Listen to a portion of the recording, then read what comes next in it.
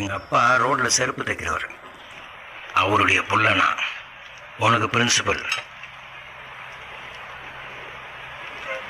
என்னைக்கும் எப்பவும் அப்பாவை மாத்தாதடா. லேடிஸ் டாய்லெட்ல நீயா உள்ள போகலைன்னு தெரியும். உன்னை யார் தள்ளி விட்டாங்கன்னு தெரியும். அவங்க சொல்லாட்டி எனக்கு தெரியும். திங்கிற பண்ணி மாதிரி என்னை அடிச்சு வெட்டினானுவ ஓடி ஒழிஞ்சு போயிட்டேனா? அப்புறம் எது அவசியம் தெரிஞ்சுக்கிட்டு பேய் மாதிரி படித்தேன். அன்னைக்கு என்ன அடக்கணும்னு நினைச்சவன்லாம் இன்னைக்கு ஐயா சாமின்னு கும்பிட்றான்.